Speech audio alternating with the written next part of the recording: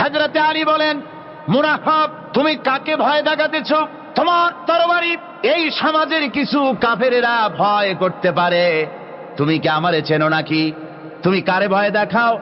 তাম পৃথিবীর সমস্ত কাফেরদের উপরে আল্লাহ রাব্বুল আলামিন আমাকে বাঘ বানায় পাঠিয়েছেন। তরবারি দিয়ে প্রমাণ হবে। মুনাফিক বলে, তুমি আঘাত করো। কয় না, আক্রমণ তো করব না আমি, আগে তুমি করো, আমি প্রতিহত করব। আক্রান্ত হলে পরে তারপরই জবাব দেব। এরপরে মুনাফিক আঘাত হানতে লাগলো। হযরতে আলী সমস্ত রণকৌশল দিয়ে আঘাতগুলি তিনি ফিরিয়ে দিতে লাগলেন। এরপরে হযরতে আলী বলছেন, মুনাফিক এবার তৈরি হও আমার আঘাত সহ্য করার জন্য। হযরতে আলী জুলফিকার তুলে আঘাত করলেন। এক আঘাতেই দেখা গেল মুনাফিকের মাথা থেকে শুরু করে শরীর টুকরা হয়ে গিয়া হযরত আলীর তরবারির মুঠা পর্যন্ত মাটির ভিতরে গেড়ে গিয়েছে। খায়বারের দুর্গ দখল হয়ে গেল। পরের দিন আল্লাহর নবী বলেন, আলী, শুনতে পেলাম তোমার ঢাল ভেঙে গিয়েছিল, তারপরে তুমি যুদ্ধ করলে কি দিয়ে? হযরত আলী বলেন, হুজুর, আমুজ দুর্গের ওই কবাটটা, লোহার কবাটটা বাম হাতে নিয়া আর ডান হাতে তরবারি নিয়ে লড়াই করেছি। হুজুর বলেন, কি করে মানুষ কেমনে এত বড় দুর্গের লোহার কপাট হাতে নিয়ে যুদ্ধ করে? একটু দেখাও তো দেখি। হযরত আলী গতকালকের মতো বাম হাত দিয়া ধরেছেন, নাড়াতে পারেন না। এবার ডান হাত দিয়া ধরেছেন, নাড়াতে পারেন না। ডান আর বাম দুই হাত দিয়া সমস্ত শক্তি দিয়ে এমন জোরে টান মেরেছেন, প্রতিটি লোমকূপের গোড়া থেকে ঘাম বেরিয়ে এসেছে, এক চুলও নড়াতে পারেন নাই। হযরত আলীর মুখখানা মলিন হয়ে গেছে লজ্জায়। হযরতে আলী রাদিয়াল্লাহু তাআলা আনহু লজ্জা পেয়ে গেছেন। রাসূল পাক সাল্লাল্লাহু আলাইহি ওয়াসাল্লাম বলেন, আলী, লজ্জা পাওয়ার কোনো কারণ নাই, চিন্তা করার কোনো কারণ নাই। তোমার নিজস্ব শক্তি দিয়া তুমি লড়াই করতে পারো নাই। এত বড় লোহার দরজা নিয়া, কবাট নিয়ে মানুষ এভাবে লড়াই করতে পারে না। আল্লাহ তার দ্বীনকে বিজয়ী করার জন্য তোমার ভিতরে আল্লাহ রাব্বুল আলামিন ক্ষমতা দিয়েছিলেন। জোরে বলেন সুবহানাল্লাহ। আল্লাহ রাব্বুল আলামিন এই জিহাদের ময়দানে যখন মানুষ আসে, আল্লাহ তাদের উপরে মদদ দান করেন। জুন্নুন মিসরি রহমাতুল্লাহি আলাইহি তিনি দেখতেছেন কচ্ছপের পিঠে বইসা এই বিচ্ছুটা নদী পার হয়ে গেল। এইবার আল্লাহর ওলি কয়, মালিক, ই কেমন দৃশ্য দেখলাম। আল্লাহ, আমার মন চায় বিচ্ছুটা কই যাইতে চায়, আমি একটু দেখতে চাই। আল্লাহ, আমাকেও তুমি নদী পার করাও। আল্লাহ, আমারে তুমি কেমনে পার করাবা? বিচ্ছুরে যদি কচ্ছপের পিঠে কইরা পার করাইতে পারো, আমাকে তুমি যায় নামাজে বসায় পার করাও। রব্বুল আলামিন কয়, বন্ধু, যায় নামাজ বিছায়া দাও। অন্তরের ভিতরে আল্লাহ পাক ইলহাম করলেন, যায় নামাজ পানিতে বিছায়া দাও। জুন্নুন মিসরি যায় নামাজে বৈশা তিনি নদী পার হয়ে গেলেন। এইবার তিনি বিচ্ছুটার পিছনে পিছনে রওনা দিলেন। বিচ্ছুটা কোন দিকে যায়, কেন যাইতেছে, তিনিও পিছনে পিছনে যাইতেছেন। হঠাৎ করে দেখেন বিচ্ছুটা এত দ্রুত বেগে যাইতেছে, পাগল পারা হয়ে বিচ্ছুটা দৌড়াইতেছে। তিনিও পিছনে পিছনে দৌড়ান।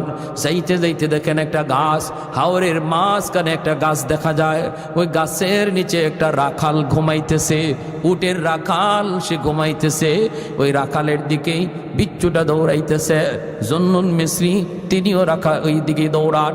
কাছে যায় দেখেন রাখাল ঘুমাইতেছে, আর রাখালের মাথার পাশে বিষাক্ত একটা সাপ এইভাবে ফনা ধরে আছে। যে কোনো মুহূর্তে এই রাখালকে হত্যা করে ফেলবে, রাখালকে আঘাত করবে। বিচ্ছুটা যাইয়েই দেরি করে নাই, লাফ দিয়া সাপের পিঠে উঠে গেল। সাপের মাথায় ওইটা সাপটারে এমন ভাবে বিচ্ছু কামড় দিল, মুহূর্তের ভিতরে সাপটা জায়গায় মরে গেল। সুবহানাল্লাহ। আল্লাহর ওলি যুবককে ঘুম থেকে উঠালেন, এরে যুবক, ঘুম থেকে উঠো। উঠার পরে তিনি বলেন, যুবক, দেখো না মাথার পাশে কি কাণ্ড ঘটে গেল। যুবক মাথার দিকে তাকায় দেখে বিষাক্ত একটা সাপ, বিশাল বড় সাপ মরে পড়ে আছে। আওয়াজ দেয়া কই, আল্লাহর ওলি, কি ঘটনা ঘটলো, আমি তো কিছুই বুঝি নাই। জুন্নুন মিসরি বলেন, বাবা, কেমন করে তুমি বুঝবা কি কুদরত ঘটে গেছে আল্লাহর? তোমার তো বোঝার কথাও না, তুমি তো আরামে ঘুমাইতেছ, কিন্তু কি যে ঘটে গেল।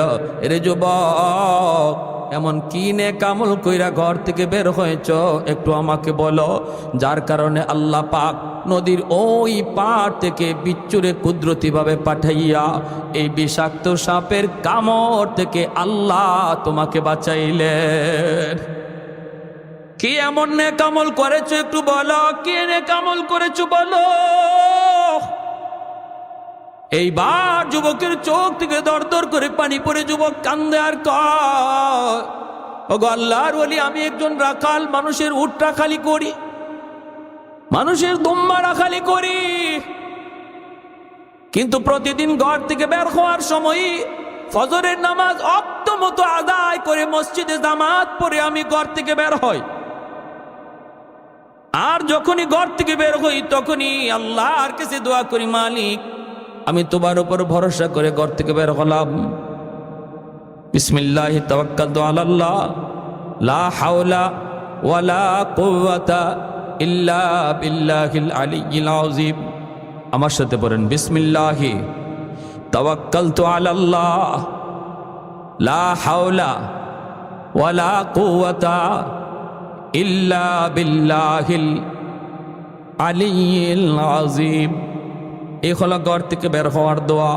এই দোয়া পড়ে যেই মানুষটা বের হয়, আল্লাহ পাক রব্বুল আলামিনের উপর পূর্ণ ভরসা কইরা আল্লাহ বলে, ওমাইয়া তাওয়াক্কাল আলাল্লাহ ফাহুয়া হাসবু, যে আমার উপর 100 ভরসা করে আমি তার সাথে 100 লেনদেন করি। সুবহানাল্লাহ। কোন আমাদের আল্লাহর উপর ভরসার তো পার্সেন্টেজের অভাব নাই। কেউ 10%, কেউ 20%, কেউ 50%, বাকি 50% চেয়ারম্যানের উপরে, মেম্বারের উপরে, ব্যবসার উপরে, দোকানের উপরে, বড় ভাইয়ের উপরে। এমনভাবে আমরা আমাদের বিশ্বাস আর ভরসাকে ভাগ করে ফেলাইছি, ঠিক না? ভাগ করে ফেলাইছি। আল্লাহ নবী রহমতের নবী কই, পাখিটা সকাল বেলে বাসা থেকে বের হয়, পাখিটা সকাল বেলা রিজিকের তালাশে পাখিটা তার বাসা থেকে বের হয়। সে জানে না তার রিজিক কোথায়, মোটো জানে না কোথায় গেলে তার খানা মিলবে। আল্লাহর উপর ভরসা করে বের হয়, বিকাল বেলা পেট বইরা ঘরে ফিরে। সুবহানাল্লাহ জোরে কোন। হ্যাঁ, তাহলে রিজিকের মালিক কে? আর একটু জোরে বলেন, রিজিকের মালিক কে? ডাকাতের দল ডাকাতি করতে বের হয়েছে।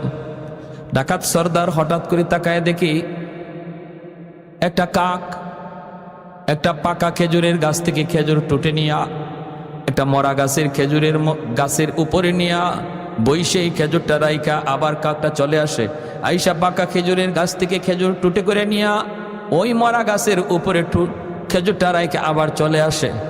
ডাকাত সর্দার কয়, ঘটনা কি একটু বোঝা দরকার, দেখি এখানে কি আছে। ডাকাত সর্দার খেজুর গাছটা বেয়ে বেয়ে উপরে ওইটা দেখে, যেই জায়গার মধ্যে খেজুরটা রাইখা কাক চলে যাইতেছে ওই জায়গার মধ্যে একটা বিষাক্ত সাপ, অনেক বড় একটা সাপ বসা, কিন্তু সাপটার চোখ নাই, অন্ধ, এজন্য নিজের রিজিক দেখে না, খাওয়ার জন্য নিজে বের হতে পারে না। আল্লাহ পাক রব্বুল আলামিন অন্ধ সাপটারে আল্লাহ পাক কাকের মাধ্যমে তার রিজিকের ব্যবস্থা করতেছে। সর্দার নাইমে আইসে কই, রে আমার সাথীরা কে কোথায় আছো? আমি তওবা করলাম, আর জীবনে ডাকাতি করব না। একটা অন্ধ কাককে যদি আল্লাহ, অন্ধ সাপকে যদি আল্লাহ পাক তার রিজিকের ব্যবস্থা করে, তার কাছে, তার ঠোঁটে, তার মুখে আল্লাহ রিজিক নিয়ে পৌঁছায়, আমি তো আশরাফুল মাখলুকাত, সৃষ্টির শ্রেষ্ঠ জীব, আমি কেন রিজিকের জন্য ডাকাতি করব? আমি কেন রিজিকের জন্য মিথ্যা বলবো? আমি কেন রিজিকের জন্য আরেকজনের মাল হনন করব? আজ থেকে তওবা করলাম, আমি আর ডাকাতি করব না।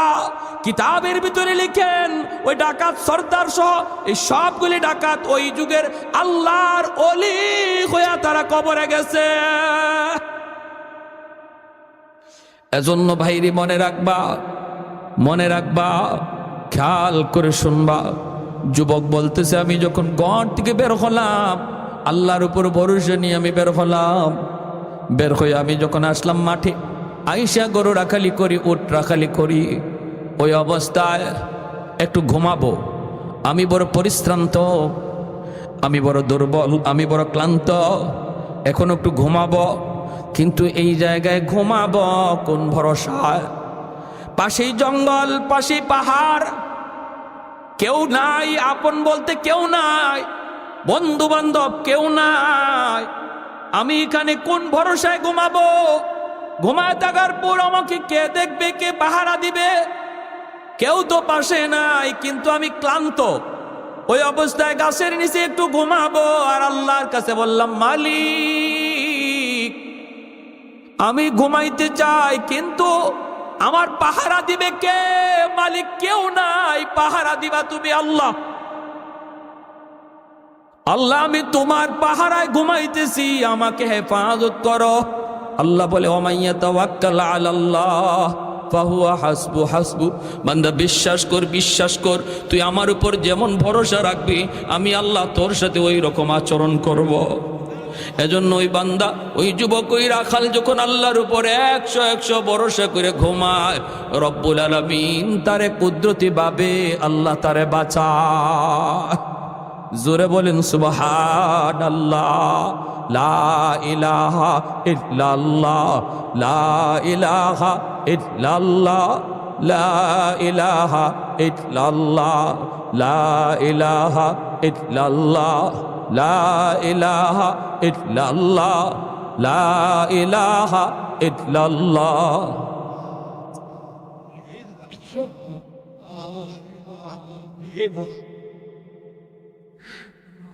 আল্লাহু রাব্বুনা মুহাম্মদ নবিয়ুনা, আল্লাহু রাব্বুনা মুহাম্মদ নবিয়ুনা, নাহনু নুতিউহুমা, নাহনু নুতিউহুমা, নাহনু কুল্লুন হিজবুল্লাহ, লা ইলাহা ইল্লাল্লাহ, ওয়াতাসিম বিহাবলিল্লাহ, মুজাহিদ ফি দীনিল্লাহ, লা ইলাহা ইল্লাল্লাহ, লা ইলাহা ইল্লাল্লাহ, লা ইলাহা ইল্লাল্লাহ, লা ইলাহা ইল্লাল্লাহ।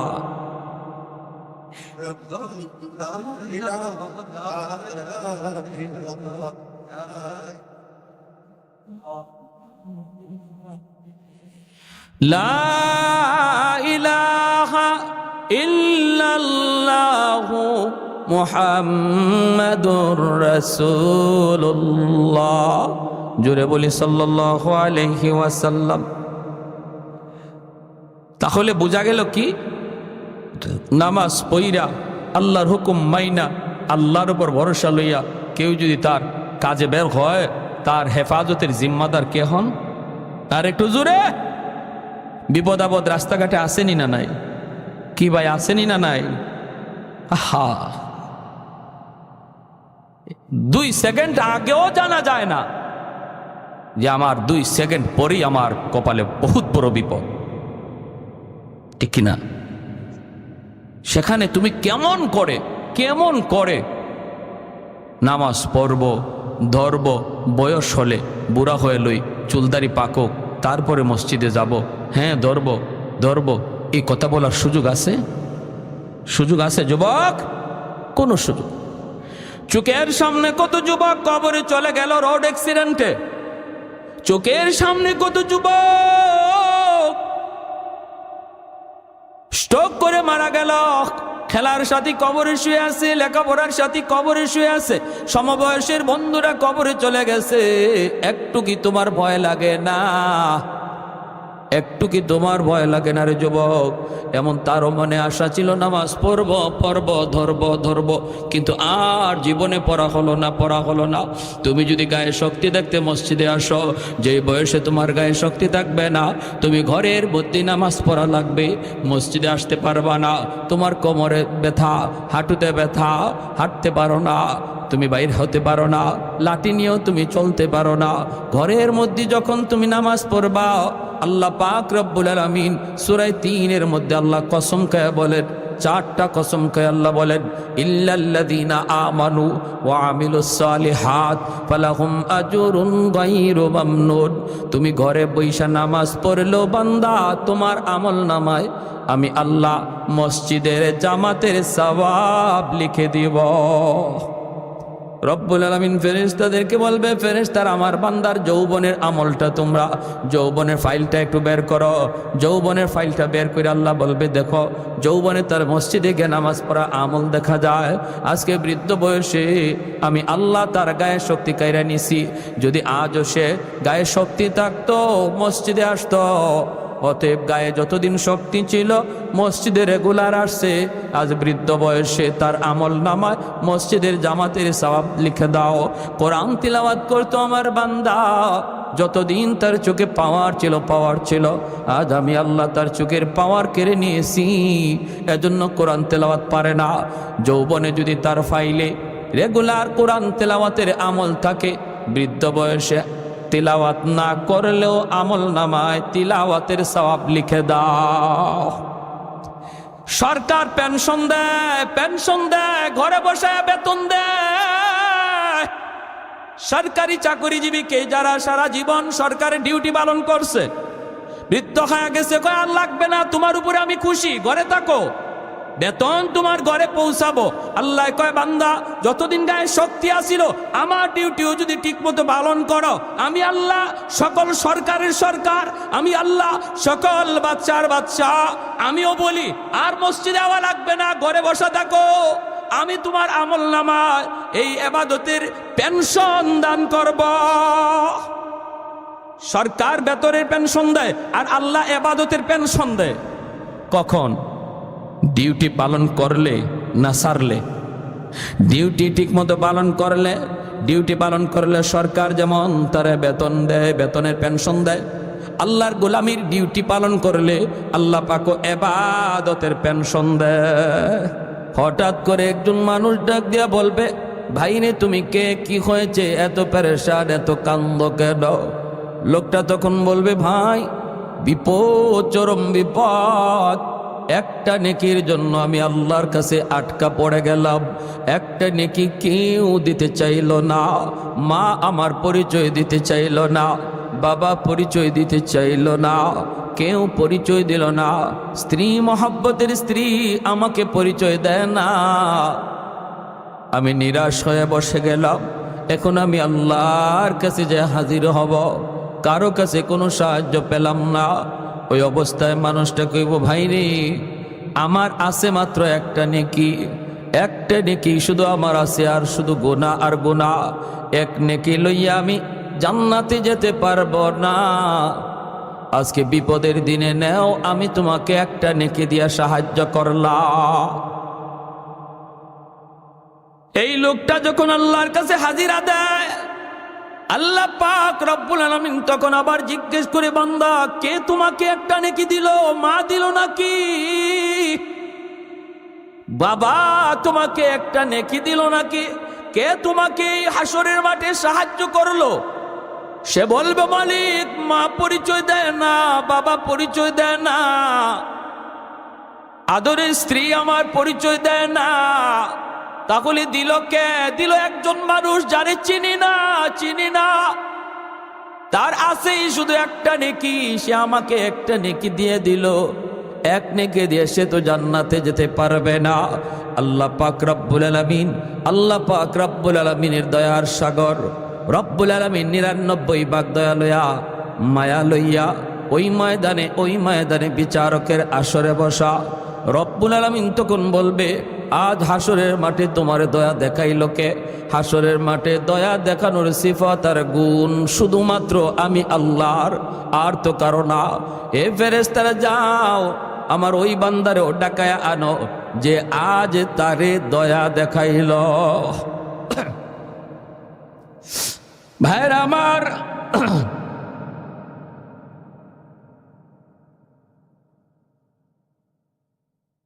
এই মানুষটারও হাজির করা হয়।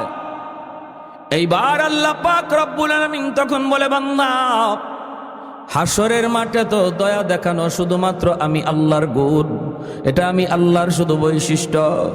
তুমি আজ হাসরের মাঠে আরেকজনের দয়া দেখাইছো, আমার গুণ আমার সিফাতটা তুমি আজকে প্রকাশ করেছ। তোমার এই সিফাত, তোমার এই গুণ আমি আল্লাহর কাছে বড় ভালো লাগছে।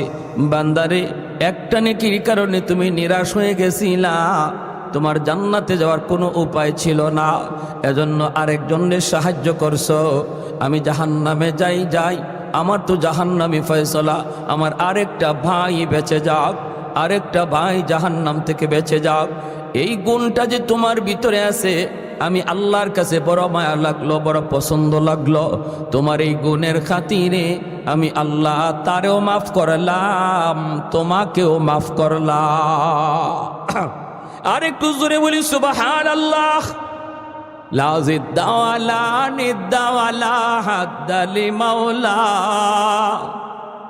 লা জিদ্দা ওয়ালা নিদ্দা ওয়ালা হাদ্দালি মাওলা, আল-আনা কামা কানা ওয়ালাম ইয়ালকা যাওয়ালা, আল-আনা কামা কানা ওয়ালাম ইয়ালকা যাওয়ালা, লা মিসলা ওয়ালা সাওয়ারা মিসলাম ওয়া নাযীরা, মান ক্বালা সিওয়া যালিকা কদ ক্বালা মুহালা, মান ক্বালা সিওয়া যালিকা কদ ক্বালা মুহালা, লা ওয়ালদা ওয়ালা ওয়ালিদা লা আম্মা ওয়া খালা, লা শিবহা ওয়ালা মিসলা ওয়ালা কুফুয়া লিমাওলা। একটু জোরে সরে কোন আল্লাহু আকবার। মুসলমানের আওয়াজে আল্লাহু আকবার। বাইরে তাহলে উসিলা বানানোর দরকার আসেনি না নাই? আল্লাহর হুকুম আহকাম ঠিক মতো পালন করব, আর মাঝে মাঝে উসিলা বানাবো, ঠিক না? ছোট্ট থেকে ছোট্ট উসিলাগুলি আল্লাহর কাছে কাজে লাগবে। হাসরের মাঠে আল্লাহ পাক রব্বুল আলামিন একজন মানুষে কইব, বান্দা দেখতো দেখি দুনিয়াতে তুমি কোন হক্কানি উলামায়ে কেরামের মজলিসে তুমি বসছিলা কিনা? কোন হকপন্থী আলেমের মজলিসে যদি বসো, ওই বসাকে উসিলা করো, আমি আল্লাহ মাফ করে দিব। তখন কইব, মালিক মনে পড়ে না, মনে পড়ে না। আল্লাহ তখন বলবে, বান্দা দেখ জীবনে কোনোদিন হক্কানি আলেম উলামার সাথে এক দস্তরখানে খানা খাইছো কিনা? তখন কইব, মালিক মনে পড়ে না। ইমাম গাজ্জালি রহমতুল্লাহি আলাইহি তার দাকাইকুল আখবার নামক কিতাবের মধ্যে নবীর হাদিস এনেছেন। 3 নম্বর আল্লাহ বলবে, বান্দা দেখ এমন কোন ঘরে তুমি থাকছো কিনা যেই ঘরে আগে কোনো আলেম থাকতো। যদি এতটুকু উসিলাও আজ আমি আল্লাহ পাই, হাসরের মাঠে তোমাকে এই উসিলায় জান্নাত দিয়া দেব। কইব, মালিক তাও মনে পড়ে না। আল্লাহ পাক রব্বুল আলামিন তখন বলবে, বান্দা দেখ সন্তানের ভিতরে কোন সন্তানের নাম আমার কোন নায়েবে নবী উলামায়ে কেরামের নামে নাম রাখছো কিনা? সন্তানের নামটাও যদি কোনো আলেমের নামে নাম রাইখা থাকো, এই উসিলায় আমি আল্লাহ কথা দিলাম মাফ করে দিব। তখনও কইব, না গো মালিক এটাও করি নাই। এইবার আল্লাহ পাক বলবে, ফেরেশতারা ওরে জিগাও দুনিয়াতে কোন আলেমের সাথে সে চলছে কিনা? তখন কইব, আল্লাহ আল্লাহ পাক বলবে, দেখো এমন কোন মানুষের সাথে দুনিয়াতে চলছে কিনা যেই মানুষটা আলেমদেরকে ভালোবাসতো। সুবহানাল্লাহ, জোরে কোন। এখন আল্লাহ পাক রব্বুল আলামিন সরাসরি আলেমদের সাথে তার যেহেতু সম্পর্ক পাওয়া যাইতেছে না, এবার আল্লাহ পাক ভায়া ধরছে, ভায়া। আল্লাহ কই, বান্দারে জিগাও এমন কোন মানুষের সাথে দুনিয়াতে সে মহব্বত রাখছে কিনা যেই মানুষটা আলেমদেরকে মহব্বত করত। যদি ভায়া ধরেও তার মহব্বত প্রমাণিত হয়, আমি আল্লাহ এই উসিলায়ও তার মাফ করে দিব। এইবার লোকটাই কইব, মালিক মনে পড়েছে দুনিয়াতে আমার একজন বন্ধু ছিল, আমার ওই বন্ধু উলামায়ে কেরামকে ভালোবাসতো, আমার ওই বন্ধু মসজিদের ইমাম মুয়াজ্জিনকে কদর করত, আমার ওই বন্ধু মাদ্রাসার ছাত্র উস্তাদকে ভালোবাসতো, আমার ওই বন্ধু এলাকার উলামায়ে কেরামের সাথে চলতো, তার সাথে আমার বন্ধুত্ব ছিল। আল্লাহ পাক রব্বুল আলামিন তখন বলবে, ফেরেশতারা আমার বান্দারে তোমরা ফিরে আনো। আমার বান্দা উলামায়ে কেরামের সাথে ডাইরেক্ট যদি সম্পর্ক প্রমাণিত না হয়, ভায়া ধরে তার সম্পর্ক প্রমাণিত হয়েছে, এই উসিলায় আমি আল্লাহ এই হাসরের মাঠের ভয়াবহ দিনে তার মাফ করে দিলাম। আলাইকুম বিমুজালাসাতিল উলামা ওয়া ইস্তিমাই কালামিল হুকামা ফাইন্নাল্লাহা তাআলা ইউহয়িল কলবাল মাইয়িতা বিনূরিল হিকমা কামা ইউহয়িল আরদাল মাইতাতা বিওয়াবিলিল মাতার। এজন্যই নবী বলেছেন, উম্মতের দল, ফিতনার জমানায় যদি দৌলতি ঈমান বাঁচাতে চাও, আমার উম্মতের উলামায়ে কেরামের সাথে মিলে মিশে থাকবা, উলামায়ে কেরামকে কদর করবা, উলামায়ে কেরামের পরামর্শে চলবা। আল্লাহ পাক রব্বুল আলামিন তোমার ঈমানটারে আল্লাহ নিজে কুদরতি হাতে হেফাজত করবে, ঈমানকে আল্লাহ তাজা করবে। গুনার চতুর্দিকে আওয়াজের কারণে আমাদের প্রত্যেকের ঈমান দুর্বল হয়ে গেছে, ঈমান মুর্দা হয়ে গেছে, দিল মুর্দা হয়ে গেছে। আল্লাহ পাক আল্লাহর নবী রহমতের নবী বলেন, জমিন যখন মুর্দা হয়ে যায়, এই জমিনের মধ্যে যখন বৃষ্টির পানি পড়ে, সাথে সাথে জমিনে প্রাণ ফিরে পায়। যেই দিলগুলা গোনার আওয়াজের কারণে আমাদের মুর্দা হয়ে গেছে, নবী বলেন ওই দিলগুলি যখন উলামায়ে কেরামের কথা শুনে, তখন বৃষ্টির পানির মতো পানি তাদের কলিজার মধ্যে পড়ে, আল্লাহ মুর্দা দিল জিন্দা বানায় দেয়। তাহলে উলামায়ে কেরামের সাথে মহব্বত হাসরের মাঠে নাজাতের উসিলা, ঠিক কিনা জোরে কর। উলামায়ে কেরামের সাথে মহব্বত হাসরের মাঠে নাজাতের উসিলা। এজন্য মহব্বত উলামায়ে কেরামের সাথে কারা কারা রাখবো, হাত দুটো আল্লাহকে দেখান। আল্লাহ তুমি প্রতিটা হাতকে কবুল করো, জোরে বলি আমিন। ভাইরে জন্য বলতেছি, হাসরের মাঠটা হবে ভয়াবহ মাঠ। এই মাঠে আল্লাহ পাক রব্বুল আলামিন বান্দার কাছ থেকে উসিলা তালাশ করবে। একটা আওয়াজ দেয়া হবে হাসরের মাঠে, একটা আওয়াজ। হাসরবাসী সবগুলি মানুষ তারা আওয়াজটা শুনবে, আলাইসা মিনকুম আদিলা, আলাইসা মিনকুম আদিলা, তোমাদের মধ্যে কোনো ইনসাফওয়ালা মানুষ আছে নাকি?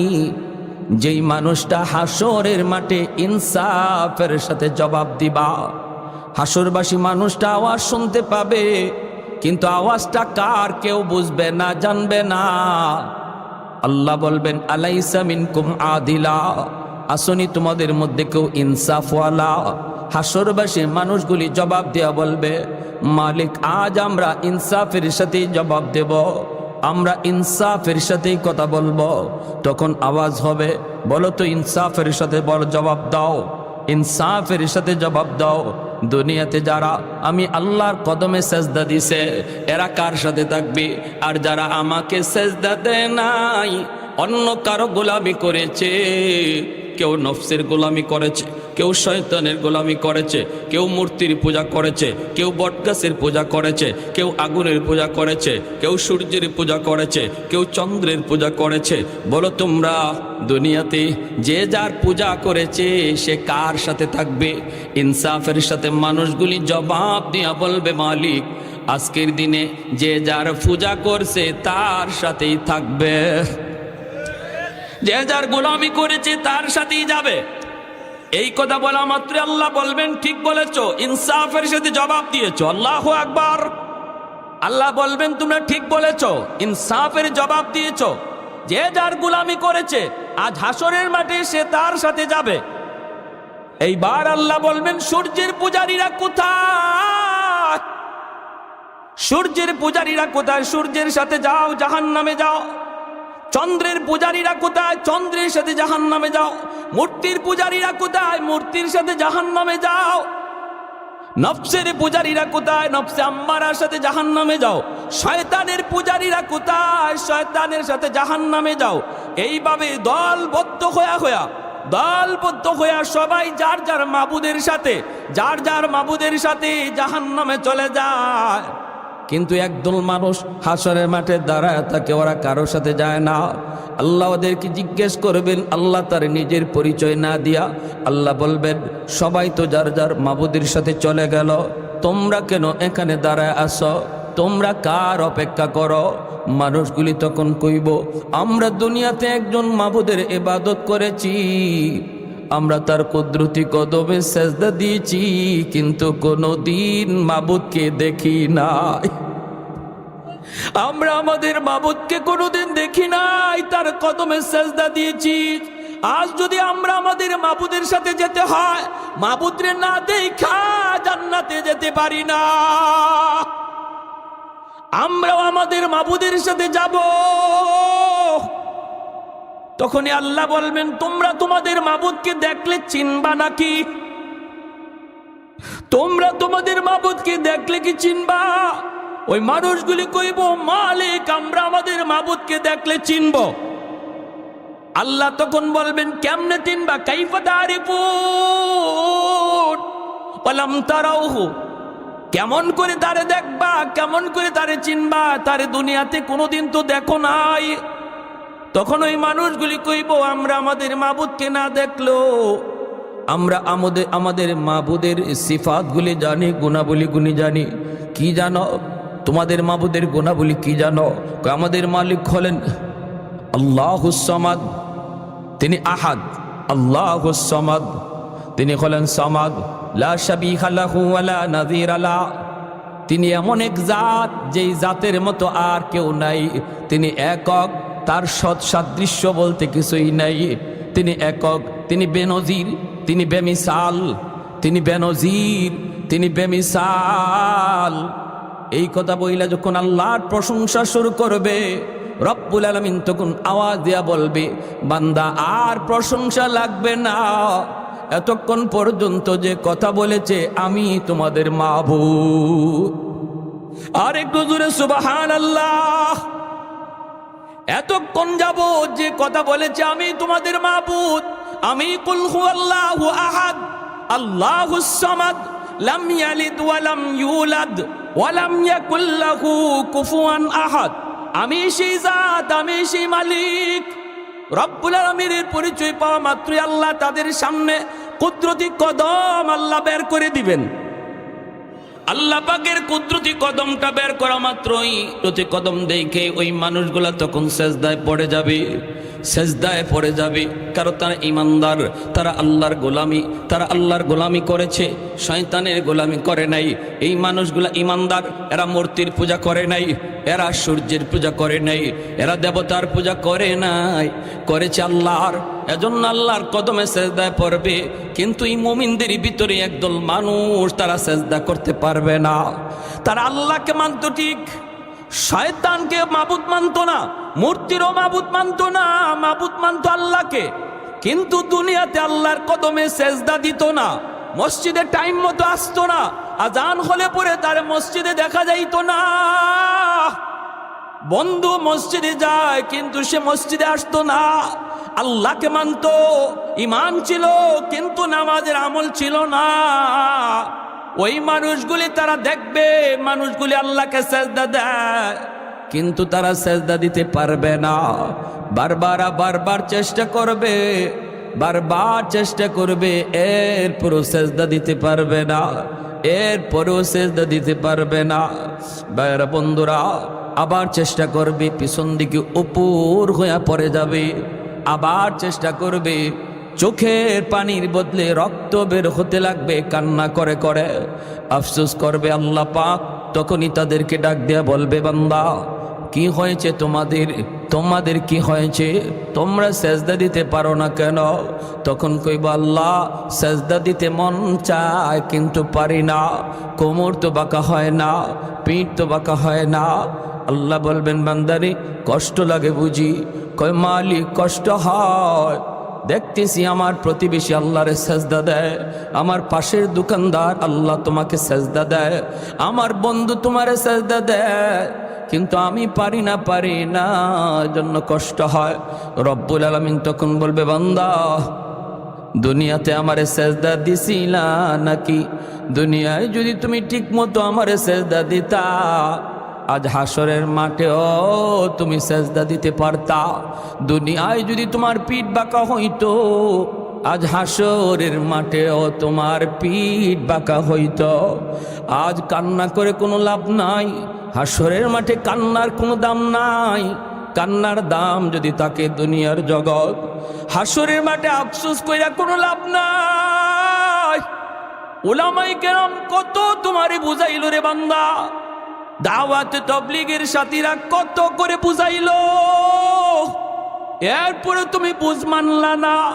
চোখের সামনে বন্ধু মসজিদে গেল, চোখের সামনে বন্ধু তাবলীগের কাজে গেল, 3 দিন সময় লাগাইলো, ইস্তেমার মাঠে গেল, কিন্তু তোমাকে ডাকলো তুমি যাও নাই।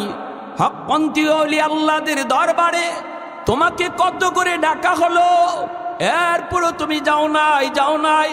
ওই দিন যদি তাদের ডাকে সাড়া দিতা, তাদের কথাগুলি তুমি শুনতা, দিলটা তোমার নরম হইত, তুমি সেদিন থেকে পাক্কা নামাজি হওয়ার ইরাদা করে ফেলতা। বন্ধু যখন তোমার পাশ দিয়া মসজিদে যায় আর তুমি মসজিদের পাশ দিয়া বাজারে যাও, ওই দিন তোমার যাওয়া দেখেও আমি আল্লাহর কুদরতি কলিজায় বড় কষ্ট লাগছে। কারণ আমি আল্লাহ তোমারে কত আদর করে বানাইলাম, এত আদর করে আমি আল্লাহ আর কোনো মাখলুক বানাই নাই। ফেরেশতাকেও আমি আল্লাহ নিজের হাতে বানাই নাই, আসমান জমিনও আমি আল্লাহ নিজের হাতে বানাই নাই, জান্নাত জাহান্নামও আমি আল্লাহ নিজের হাতে বানাই নাই। কিন্তু বান্দা শুন, আমি আল্লাহ তোরে নিজের হাতে বানাইছি, তোরে আমি আল্লাহ নিজের হাতে বানাইছি। কারণ তোমার ওই চেহারার ভিতরে তো দামি কপাল, এই কপাল দিয়ে তুমি আমার কুদরতি কদমে সেজদা দিবা। এজন্য এই কপাল কোন ফায়াকুন বললে হয় না, ফেরেশতাদের হাতে বানাইলে হয় না। আমি নিজের হাতে তোমার চেহারাটা বানাইছিলাম যেন তুমি কপাল দিয়া আমি আল্লাহর কুদরতি কদমে তুমি সেজদা দাও। যেদিন তুমি মসজিদের পাশ দিয়া বাজারে গেছ আর বন্ধু মসজিদে ঢুকে নামাজ পড়ছে, বন্ধু তোমারে ডাক দিছে, এরপরও যাও না, ওই দিন তোমার চলে যাওয়ার দৃশ্য দেখেও আমি আল্লাহর কুদরতি কলিজায় বড় কষ্ট লাগছে। বান্দা তোরে আমি এত আদর করে বানাইলাম, এত আদর করে তোর হাত বানাইলাম, পা বানাইলাম, এত আদর করে তোর চোখ বানাইলাম, এত আদর করে আমি আল্লাহ তোর কপালটারে নিজের হাত দিয়া বানাইলাম। এই কপালে বুঝি আমি আল্লাহ সেজদা পাই না, আমি খালিক বুঝি তোর কপাল দিয়া সেজদার উপযুক্ত না। ওই দিন তোমার চলে যাওয়ার দৃশ্য দেখো আমি আল্লাহর কুদরতি কলিজায় বড় কষ্ট লাগছে।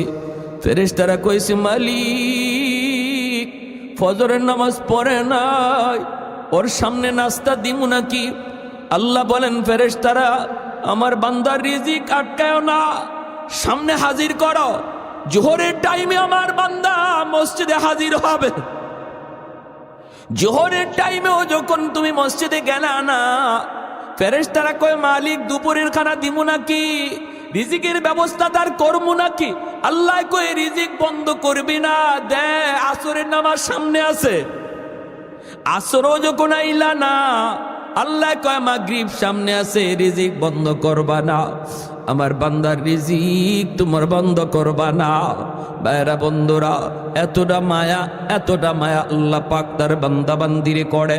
এজন্যই হাসরের মাঠে আল্লাহ পাক কইব, বান্দা এত মায়া করে তোরে বানাইলাম, তুই যখন মসজিদে আসতি না, তোর দুনিয়ার কাজে মগ্ন থাকতি, তখন তোর এই হরকত দেইখা, তোর এই আচরণ দেইকেও আমার কুদরতি কলিজায় বড় কষ্ট লাগছে।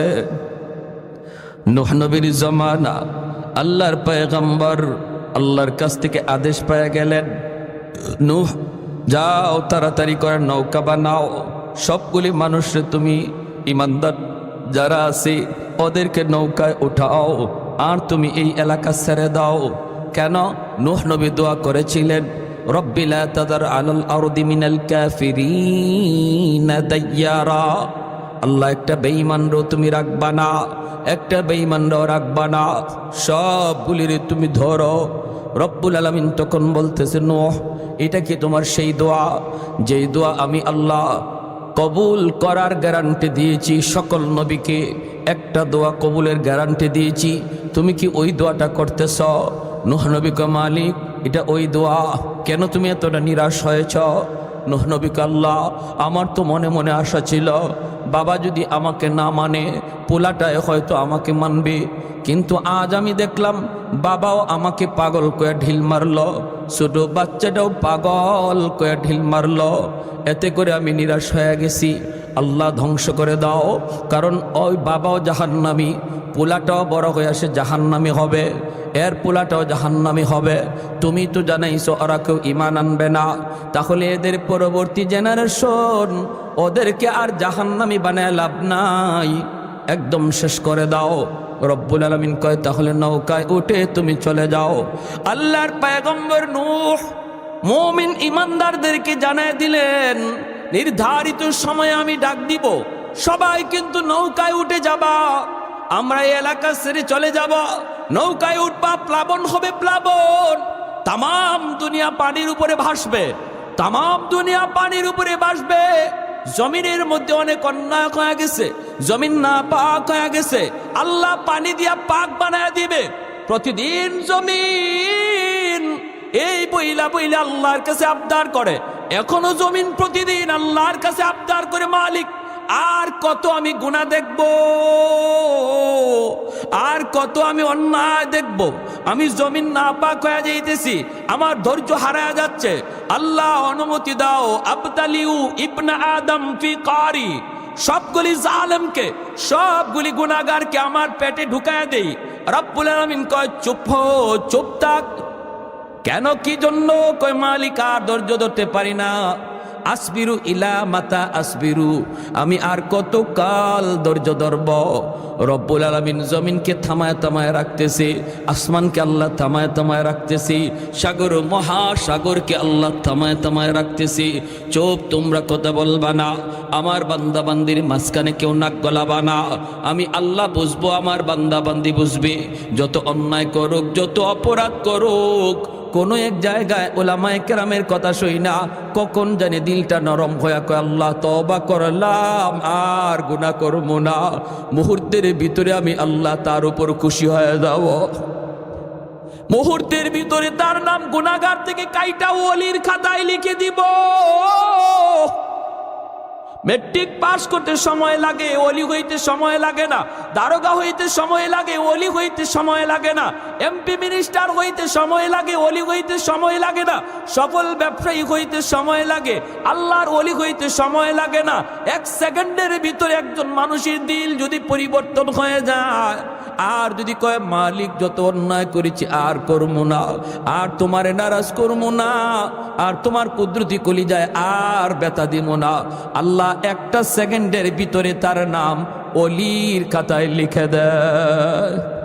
আত্তাইবু মিনাজ যামবি কামান লা যামবা লা। ভাইরা বন্ধুরা, জন্য বলতেছিলাম, জমিন প্রতিদিন আল্লাহর কাছে এইভাবে আবদার করে, প্রতিদিন এমন আবদার করে, আল্লাহ সবগুলি আবদার ফিরায় দেয়, সবগুলি আবদার আল্লাহ ফিরায় দেয়। এজন্য বলতেছিলাম রে ভাই, খেয়াল করে শোনো। নূহ নবী কয়, উম্মতের দল, নির্ধারিত সময়ে তোমরা নৌকায় উঠবা। একজন বুড়ি মহিলা ছিল, বুড়ি মহিলা কয় নবী গো, আমি বড় দুর্বল, আমাকে আপনি নিয়ে যাইয়েন, আমি কিন্তু দুর্বল মানুষ, গায়ে শক্তি কম, ঠেলাঠেলি পাড়াপাড়ি লাফালাফি করে আমি নৌকায় উঠতে পারবো না।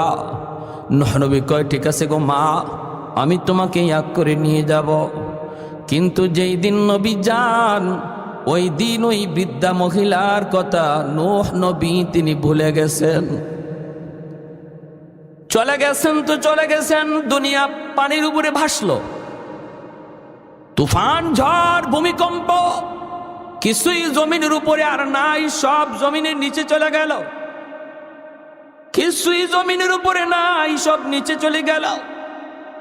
আল্লাহর পয়গম্বর, তুফান যখন থামলো, দুনিয়া শেষ, কিছুই নাই, মানুষ নাই, পশু নাই, পাখি নাই, তামাম দুনিয়া একদম মানব শূন্য। শুধুমাত্র আল্লাহর পয়গম্বর নূহ নবী, তিনি তার উম্মতদেরকে নিয়ে, ইমানদার মানুষদেরকে নিয়ে, মাত্র কয়েকজন, বেশি না, 80 থেকে 90 জন মানুষকে নিয়ে তিনি নৌকায় হঠাৎ করে পয়গম্বরের মনে পড়ল ওই বৃদ্ধা মহিলার কথা। মনে মনে ভাবতেছেন, হায় হায়, আমি কি অন্যায় করলাম, আমি কি অপরাধ করলাম, আমি কত বড় ভুল করে ফেললাম। আমি তো মাকে আনি নাই, আমার মা তিনি তো বলেছিলেন বাবা আমাকে নিয়ে যেও। ওই বৃদ্ধা মহিলার কথা নবীর ইয়াদ হলো। তিনি আবার জনপদে ফিরে আসলেন। আয়েশা মহিলাকে তালাশ করবেন। হায় হায়, তালাশ করে তো কোনো লাভ নাই, দেখি কোথাও লাশটা পাওয়া যায় কিনা। এখন বড় মায়া লাগলো। খুঁজতে খুঁজতে তার বাড়ির পাশে আসেন। আয়েশা দেখেন তার ভাঙ্গা চোরা ওই ঘরটা এখনো দাঁড়ায়া আছে। ভাঙ্গা চোরা ঘর এখনো দাঁড়ায় আছে। নবী অবাক হয়ে গেলেন। আল্লাহর কুদরতি কদমে তার সাথে সাথে সেজদায় পড়ে গেলেন। ও মালিক, তোমার কুদরত বুঝা বড় দায়। আল্লাহ কিছুই নাই, ভাঙ্গা ঘর কেমন করে টিকে আছে। ডাক দিলেন মা, মা। ওই বৃদ্ধা মহিলা আল্লাহর ওয়ালি, সে ঘর ঝাড়ু দেয় আর আল্লাহর নাম জপে। নবীর ডাক শোনা মাত্রই মহিলা কই, বাবা তুফান কি শুরু হয়ে গেল নাকি? নবী বাহির থেকে কই, মা গো, তুফান শুধু শুরু হইছে না, তুফান হইয়া শেষ হয়ে গেছে, শেষ হয়ে গেছে, আর কিছু নাই। মহিলা আল্লাহর কদমে সেজদায় পড়ে কাঁদতে লাগলো। নবী এবার কান্দে আর কয়, মালিক কিছুই বুঝি নাই, কিছুই বুঝি নাই। আল্লাহ কেমন করে কি হলো? ওই মহিলা বাঁচলো কেমন করে? তার ঘর টিকলো কেমন করে? আল্লাহ পাক রব্বুল আলামিন তখন বলতেছে, নূহ, আমার বান্দি এত করে তোমারে বলছিল তুমি তারে ইয়াদ করে নিয়ে যাইতা, কিন্তু তুমি তার কথা ভুলে গেছো। তোমরা নবী হইয়া উম্মত বলতে পারো, কিন্তু আমি আল্লাহ হইয়া আমার বান্দা বান্দি বলতে পারি না। তোমরা ভুলে যাইতে পারো, আমি আল্লাহ ভুলতে পারি না, বলতে পারি না। আমার ওই বান্দির কথাটা আমি আল্লাহ ভুলি নাই, ভুলি নাই। নবী সেজদায় পড়ে হাউমাউ করে কান্দেন, হাউমাউ করে কান্দেন, মালিক আবার ভুল হয়ে গেছে। এজন্য রব্বুল আলামিন হাসরের মাঠে ওই মানুষটারে ডাক দেয়া কইব, বান্দা এত মায়া কইরে তোরে বানাইলাম, এত আদর আমি আল্লাহ তোরে করলাম, এত দরদ দিয়ে আমি তোরে বানাইলাম, আর তুই যখন মসজিদে না আইয়া বাজারে যাইতি, ঘুমায় থাকতি, আজান হইতো, মসজিদে আসতি না, তখন তোর দিকে তাকাইয়াও আমি আল্লাহর কুদরতি কলি যায় বড় কষ্ট লাগতো। বান্দারে বল বল, পুঁজি দিলাম আমি, হাত দিলাম আমি আল্লাহ, পা দিলাম আমি আল্লাহ, এত সুন্দর একটা ব্রেইন আমি আল্লাহ তোরে দিলাম, সব পুঁজি হলো আমার। আমার দেওয়া পুঁজি দিয়া ডিউটি করলে তুই কার কার ডিউটি করলে একটু বল।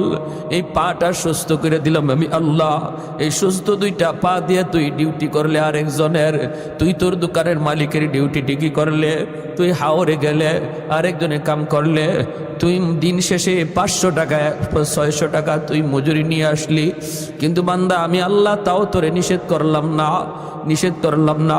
তুই যা ডিউটি পালন করলে তোরে 500 টাকাই শুধু দিছে, কিন্তু হাত তোরে দেয় নাই, এই পাটা সে তোরে দেয় নাই, এই পাটা আমি আল্লাহ তোরে দিছি। হাতটা যদি সুস্থ না থাকতো ওই মানুষটার ডিউটি তুই পালন করতে পারতি না, পা যদি সুস্থ না থাকতো তুই সুন্দরে হাওরে যাইতে পারতি না। তাহলে মূল পুঁজিটা আমি আল্লাহ করে দিলাম। গায়ে যদি শক্তি না থাকতো কাজ করতে পারতি না, পুঁজি দিলাম আমি আল্লাহ। মানুষের ডিউটি করলি কর, কিন্তু যে পুঁজি দিল তার ডিউটি কেমন করে ভুলে গেলি? ফজরের সময় তুই গেছো, যাও, অসুবিধা নাই, রিজিকের তালাশে বের হ, এটা আমি আল্লাহরই আদেশ। কিন্তু এই টাইমটাতে মসজিদ থেকে মুয়াজ্জিনের কণ্ঠে আজান তোর কানে আসছে রে বান্দা, আসসালাতু খায়রুম মিনান নাওম, ঘুম হইতে নামাজ উত্তম, নামাজ উত্তম। ওই টাইমটাতে তুই কেমন করে নামাজটা না পড়া ঘর থেকে বের হয়ে গেলি? এই টাইমটাতে তুই নামাজটা না পড়ে কেমন করে তুই ঘুমায় থাকলি রে বান্দা, একটু বল বল। নামাজ পড়া যেই মানুষটা ঘর থেকে বের হয় আর আল্লাহ পাকের উপর ভরসা করে বের হয়, রব্বুল আলামিন ঘরে ফেরা পর্যন্ত আল্লাহ কুদরতি হাতে তার হেফাজত করে। নবী বলেন ফজরের নামাজ পড়ে যে ঘর থেকে বের হয় ইমানের জান্ডা লইয়া সে বের হয়, যেরকম সুবহানাল্লাহ। আর ফজরের সময় যে ঘুমায় থাকে তার কানের মধ্যে শয়তানে প্রস্রাব করে, বালা শাইতানু ফি উযনাইহি, নবী বলেন শয়তান তার কানের মধ্যে প্রস্রাব করে ফজরের সময় যে ঘুমায় থাকে। আর যে ফজরের নামাজটা পড়া তার ডিউটিতে বের হয়, নবী বলেন ডিউটিতে বের হলো ঠিক কিন্তু ইমানের জান্ডা লইয়া বের হয়। রিজিক তালাশে ঘর থেকে বের হওয়ার নির্দেশ আল্লাহর। ফাইদা কুদিয়াতিস সালাহ ফান্তাশিরু ফিল আরদ ওয়াবতাগু মিন ফাদলিল্লাহ। আল্লাহ বলেন বান্দা তুমি যখনই আমার হুকুম নামাজ আদায় করেছো তখন আর মসজিদে বসা থাকার দরকার নাই, তুমি এবার ঘর মসজিদ থেকে বের হইয়া রিজিক তালাশ করো, আমি আল্লাহর অনুগ্রহ তালাশ করো। এটা আল্লাহর আদেশ। এজন্যই মুফাসসিরিন কেরাম এই আয়াতের তাফসীরে বলছেন একজন মানুষ মসজিদে নামাজ পড়া মসজিদে বইয়া যদি তসবিহ জপে যে পরিমাণ সওয়াব হবে, আরেকজন মানুষ নামাজটা পড়া মসজিদ থেকে বের হইয়া বিবি বাচ্চার রিজিকের জন্য সে যদি ব্যবসার প্রতিষ্ঠানে বসে তার ওই ব্যবসার প্রতিষ্ঠানে বৈশা থাকাও মসজিদে বৈশা নফল নামাজ পড়ার চেয়ে বেশি সওয়াব হবে। যেরকম সুবহানাল্লাহ। চাকুরির টেবিলে বসা এটাও নফল নামাজের চেয়ে বেশি সওয়াব হবে যদি সে নামাজ ঠিক মতো আদায় কইরা সে তার দুনিয়ার রিজিক তালাশে বের হয়।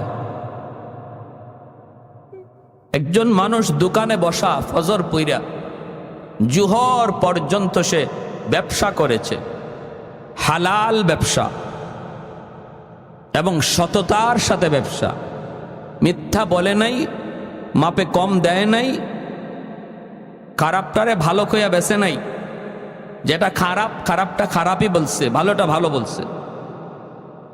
এই মানুষটা জোহরের আজান হলে যখনই মসজিদে রওনা দেয় শাটার বন্ধ করে।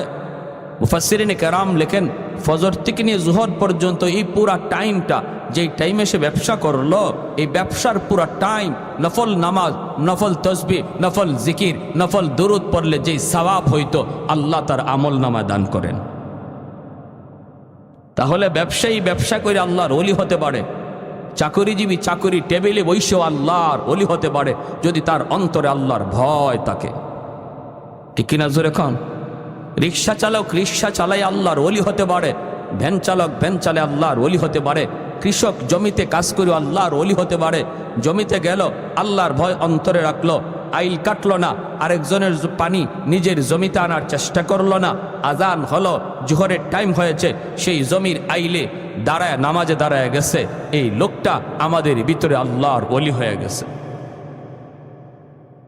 প্যারে হাজরিন, এজন্য কেউ এই কথা মনে না করি যে আল্লাহর ওলি হওয়া খুব কঠিন, না, মোটেও না।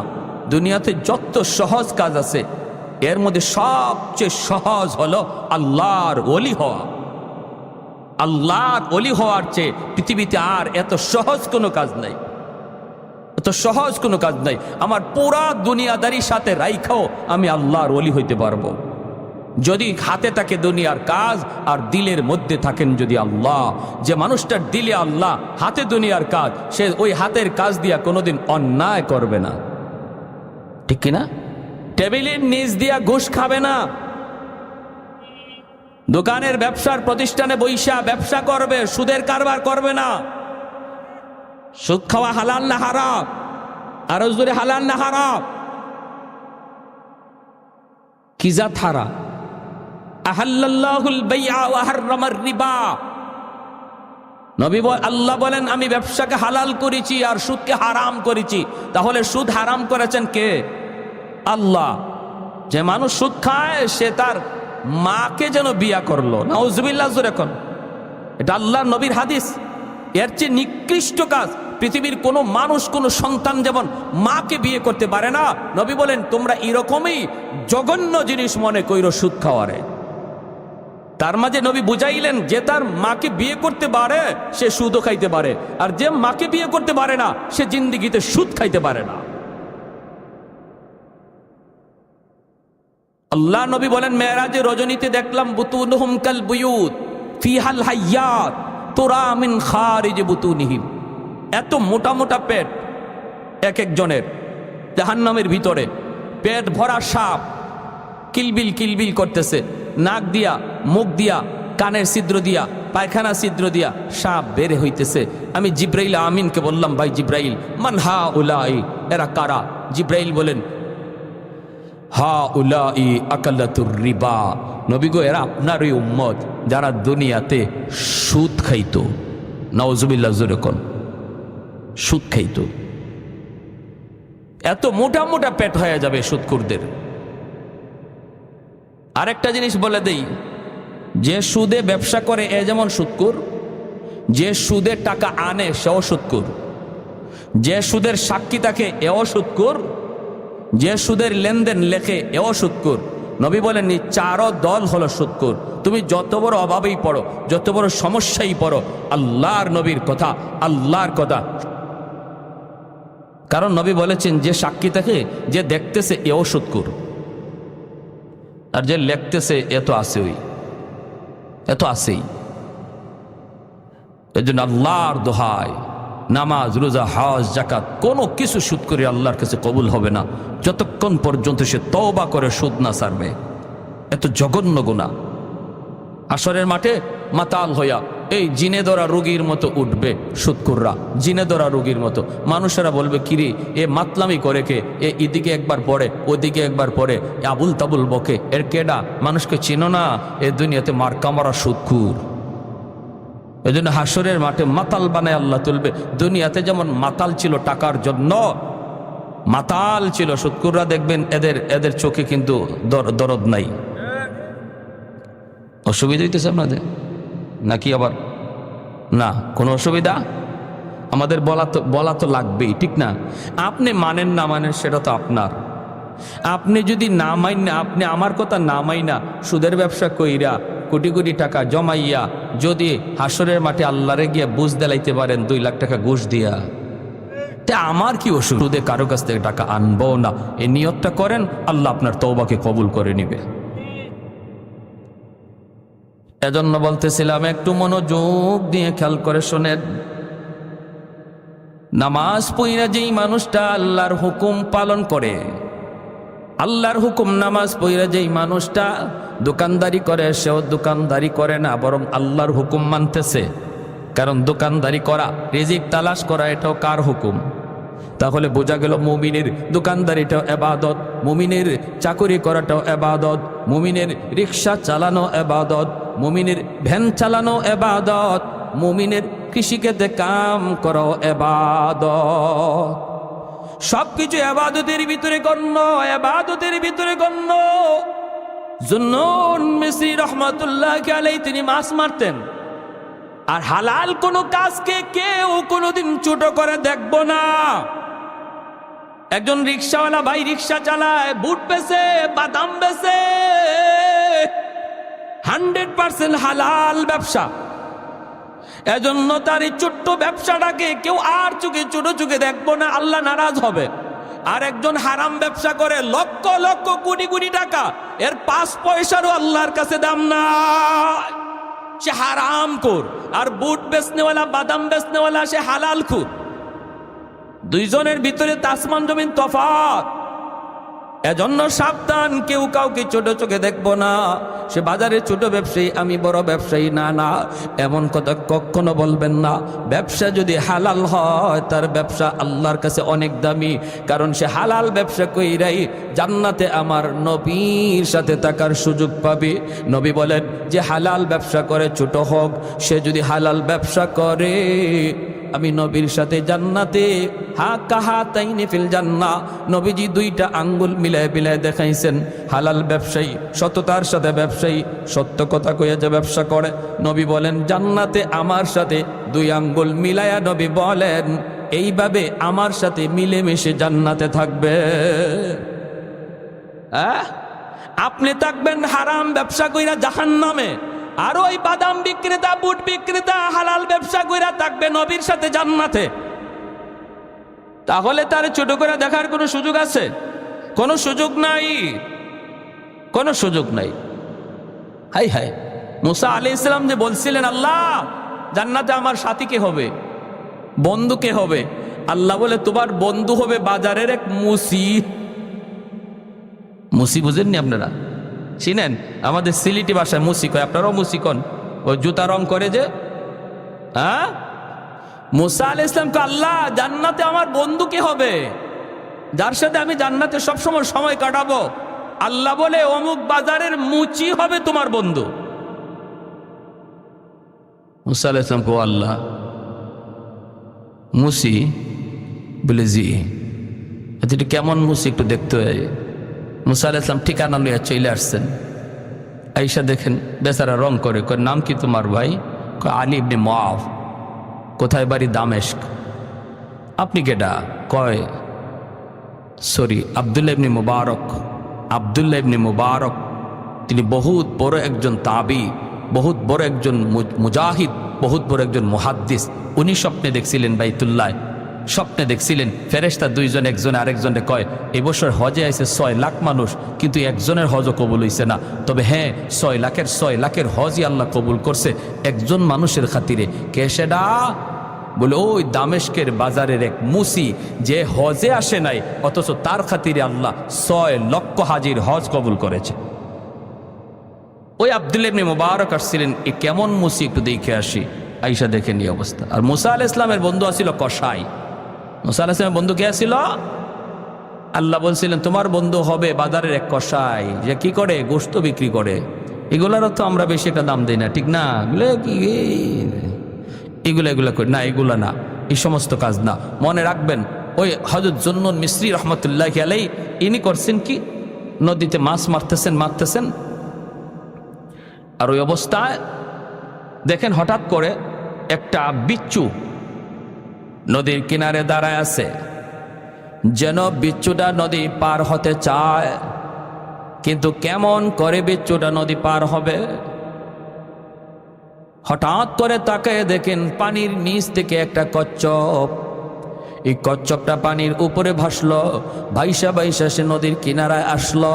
বিচ্ছুটা লাফ দিয়া কচ্ছপের পিঠে বসে গেল, আর কচ্ছপটা নদীর এই পার থেকে ওই পারে বিচ্ছুরে পৌঁছায় দিল। আল্লাহ পারেনি না পারে না? ক্ষমতা আল্লাহর আসেনি না নাই? আমাদের সিলেটে যে সুরমা নদী পার হইছেন শাহজালাল মুজরুদ ইয়ামনির নৌকায় না যায় নামাজে, জানেননি আপনারা ইতিহাস? গৌরগোবিন্দের বিরুদ্ধে যে যুদ্ধ করলেন শাহজালাল মুজরুদ ইয়ামনি, ইয়ামন থেকে আইয়া সিলেটে, এই সিলেট ঢুকতে একটা নদী পড়ে সুরমা নদী। এই সুরমা নদীতে নদীর সব নৌকা গৌরগোবিন্দ সরায় ফেললো। ওই অবস্থায় আল্লাহর ওলি নদী পার হয়েছিলেন কিভাবে? যায় নামাজ বিছাইয়া, যায় না মাঝে বসে গেছেন, আল্লাহ যায় নামাজের উপর দিয়ে নদী পার করে দিছে। সুবহান। পানি কার কথা শুনে? আল্লাহ যদি বলে পানি তুই ডুবা তাহলে ডুবায়, আল্লাহ যদি বলে পানি তুই ভাসায় রাখ তাহলে ভাসায় রাখে। আগুনকে আল্লাহ যদি কয় তুই জ্বালা তাহলে জ্বালা,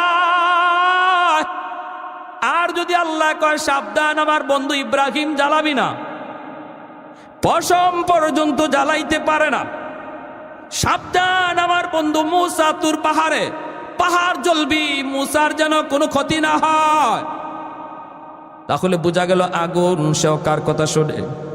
আর একটু জোরে কন্যা মালিকের না, পানি কার কথা শোনে? আল্লাহর কথা শুনে। সমস্ত মাখলুক আল্লাহর কথা শুনে। শুধু মানুষ আমি আর তুমি আল্লাহর কথা ঠিক মতো মানি না। গাছে আল্লাহর আদেশ মানতেছে, সূর্য আল্লাহর আদেশ মানতেছে, সব কিছু আল্লাহর আদেশ অক্ষরে অক্ষরে মানে, বিন্দু পরিমাণ তারা হেরফের করে না। আল্লাহ যেভাবে বলছেন এভাবেই আজও আছে, কালও আছে, আগামীতেও থাকবে। কিন্তু মানুষ আমরা ওয়াদা দিয়ে আসছি, আল্লাহ আমরা তোমার ইবাদত করব, তোমার গোলামি করব। রূহ জগতে আল্লাহ পাক জিগাইছেন আলাস্তু বিরব্বিকুমুল আলা, আমি কি তোমাদের রব নই? আমি কি তোমাদের রব নই? রব মানে তোমরা কি আমাকে রব মানো না? রব মানে যিনি সব কিছু করেন, তার আদেশ কি তোমরা মানবা না? সমস্ত মানুষ আল্লাহর কাছে স্বীকার করে আসছে, আল্লাহ তুমি আমাদের রব, আমরা তোমারই গোলামি করব। কিন্তু মানুষ বড় নিমক হারাম, এই ওয়াদা দিয়ে আসার পরে ওয়াদার কথা ভুলে যায়, ঠিক কি না? আর কোন মাখলুক ওয়াদার কথা ভুলে না।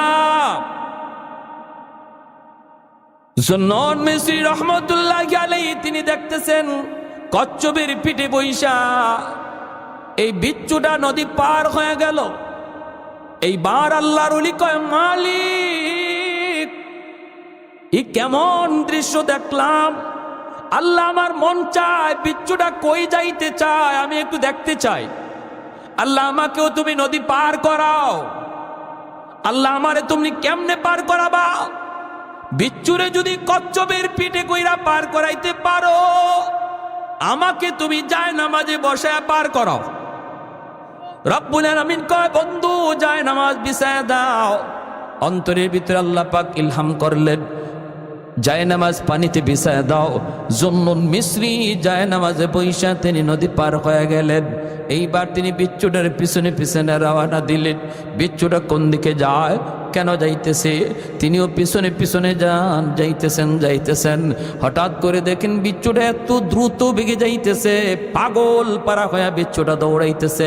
তিনিও পিছনে পিছনে দৌড়ান। যাইতে যাইতে দেখেন একটা গাছ, হাওরের মাঝখানে একটা গাছ দেখা যায়। ওই গাছের নিচে একটা রাখাল ঘুমাইতেছে, উটের রাখাল, সে ঘুমাইতেছে। ওই রাখালের দিকেই বিচ্ছুটা দৌড়াইতেছে।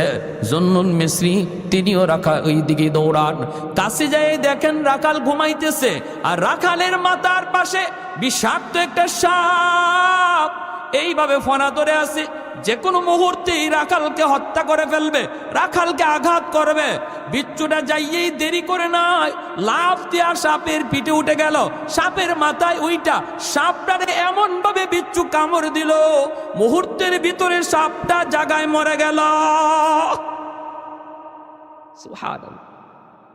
আহাদুল লাইসা কামিসলি সামাদুন লাইসা কাফাদলি লিমানিল মুলকু তুগুই তু সাজাওয়ার খুদাই তো খুদাবন্দ ইয়াবি নি তো খুদাবন্দ ইয়াসারি তো খুদাবন্দ জমিনি তো খুদাবন্দ সামাই তো রহিমি তো করিমি তো সামিঈ তো বসিরি তো মুইজ্জি তো মুযিল্লি তো মালিকিল আরশি বাজাই। আল্লাহু আকবার। আল্লাহর ওলি যুবককে ঘুম থেকে উঠালেন, এরে যুবক ঘুম থেকে উঠো।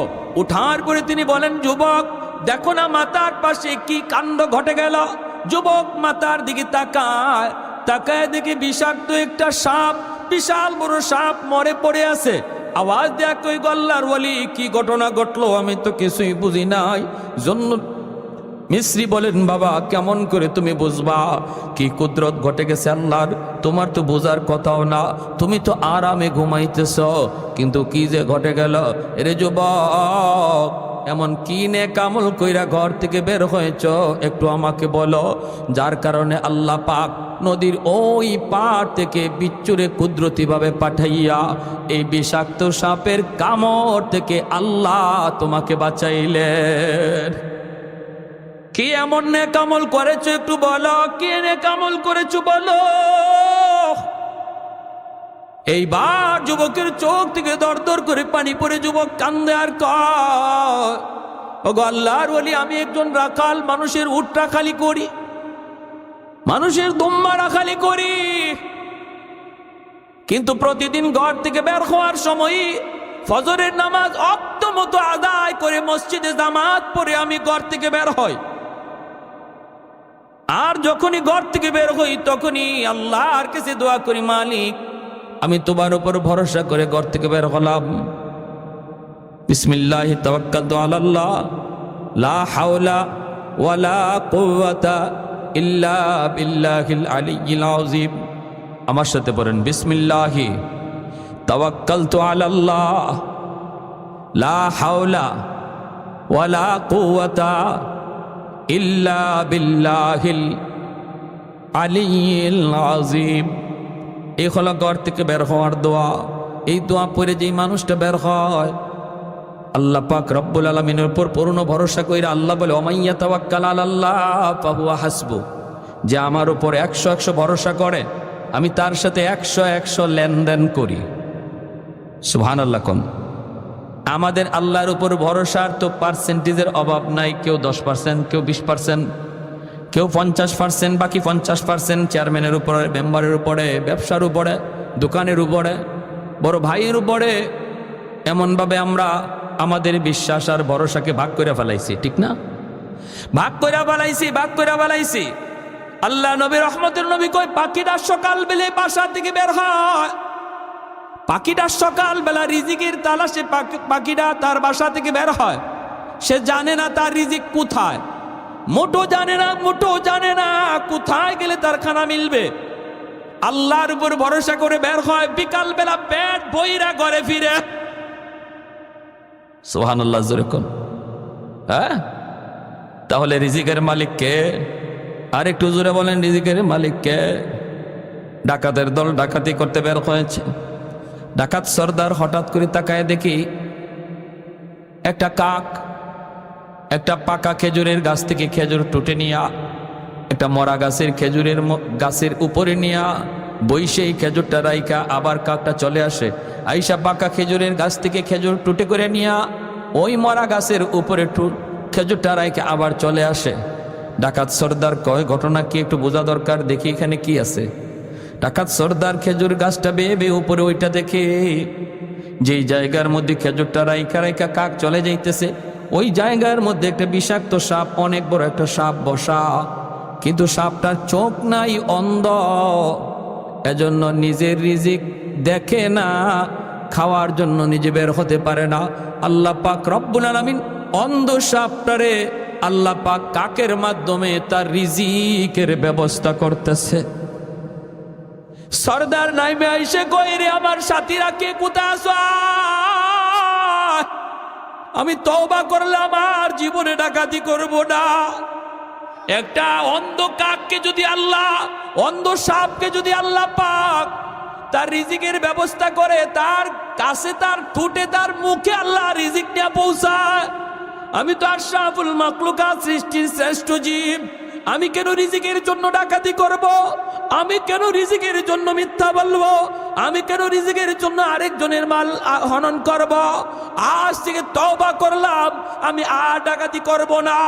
কিতাবের ভিতরে লিখেন, ওই ডাকাত সর্দার সহ এই সবগুলি ডাকাত ওই যুগের আল্লাহর ওলি হইয়া তারা কবরে গেছে। এজন্য ভাইরি মনে রাখবা, খেয়াল করে শুনবা। যুবক বলতেছে, আমি যখন ঘর থেকে বের হলাম, আল্লাহর উপর ভরসা নিয়ে আমি বের হলাম। বের হয়ে আমি যখন আসলাম মাঠে, আইসা গরু রাখালি করি, উট রাখালি করি। ওই অবস্থায় একটু ঘুমাবো। আমি বড় পরিশ্রান্ত, আমি বড় দুর্বল, আমি বড় ক্লান্ত, এখন একটু ঘুমাবো। কিন্তু এই জায়গায় ঘুমাবো কোন ভরসায়? পাশেই জঙ্গল, পাশেই পাহাড়, কেউ নাই, আপন বলতে কেউ নাই, বন্ধু বান্ধব কেউ নাই। আমি এখানে কোন ভরসায় ঘুমাবো? ঘুমায় থাকার পর আমাকে কে দেখবে, কে পাহারা দিবে?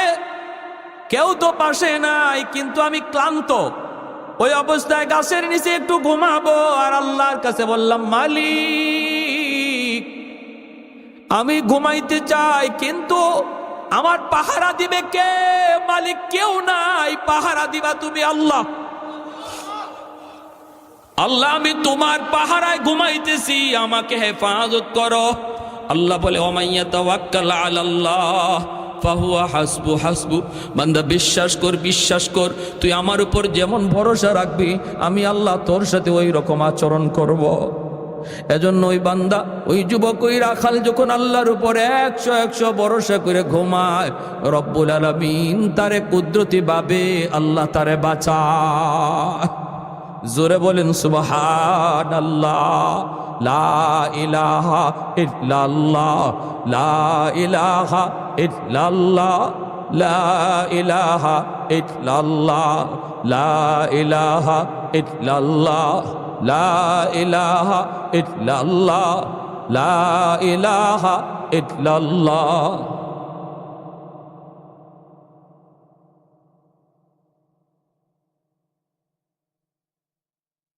আল্লাহু রাব্বুনা মুহাম্মদ নবিয়ুনা আল্লাহু রাব্বুনা মুহাম্মদ নবিয়ুনা নাহনু নুতিউহুমা